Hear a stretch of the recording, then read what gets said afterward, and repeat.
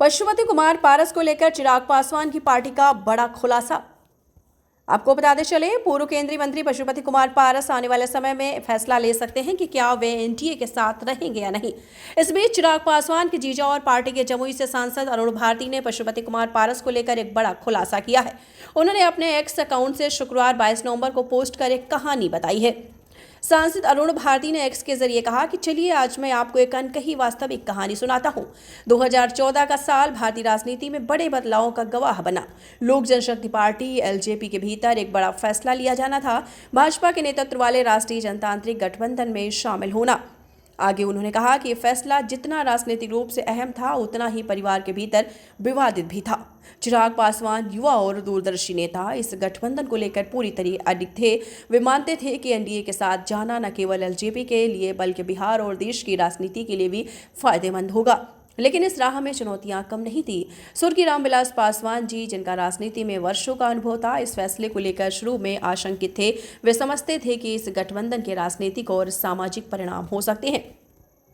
चिराग के चाचा पशुपति पारस को लेकर खुलासा करते हुए हमने पोस्ट में अरुण भारती ने लिखा, हालांकि सबसे बड़ा विरोध उनके छोटे भाई और पार्टी के वरिष्ठ नेता पशुपति कुमार पारस से आया।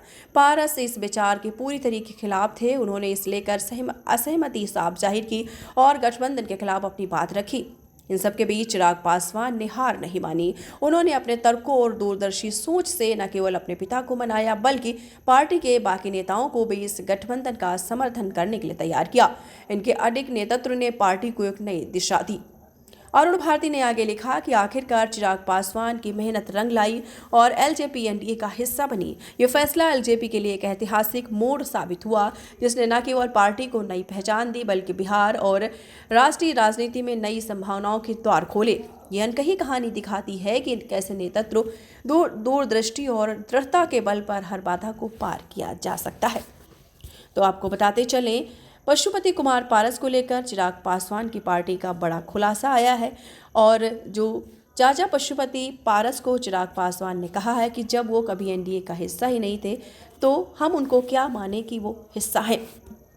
तो आपको बताते चलें, बड़ी खबर आ रही है। चिराग पासवान की पार्टी ने जो बताया है कि पशुपति कुमार पारस के बारे में क्या बताया है कि वो कभी एनडीए में थे नहीं, तो एनडीए में आने का उनका सवाल ही नहीं उठता है। पटना में राष्ट्रीय लोक जनशक्ति पार्टी रालोसपा का कार्यालय खाली करा लिए जाने के बाद पार्टी के राष्ट्रीय अध्यक्ष और नरेंद्र मोदी सरकार के पूर्व मंत्री पशुपति कुमार पारस नाराज चल रहे हैं। एनडीए छोड़ देने के बाद उनके ऐलान की अटकलें सियासी गलियारे में लगाई जा रही हैं। इसी बीच लोजपा रामविलास के राष्ट्रीय अध्यक्ष और केंद्रीय मंत्री चिराग पासवान का चाचा पशुपति पारस पर बड़ा बयान आया है। उन्होंने कहा है कि वे एनडीए में हैं, कहां जो छोड़ने की बात कर रहे हैं। मीडिया के एक सवाल का जवाब देते हुए चिराग पासवान ने कहा कि अलग तो वो होते हैं जो साथ में हैं। वो एनडीए में थे कब? वे लोकसभा के चुनाव के वक्त भी नहीं थे और विधानसभा चुनाव के वक्त भी उनको गिनती में नहीं रखा गया। ऐसे में अलग तो वो होता है जो किसी चीज़ का हिस्सा होता है। वो एनडीए में थे कहाँ जो अलग होने की बात कर रहे हैं। उनका कहने का मतलब है कि कभी वो एनडीए में थे ही नहीं।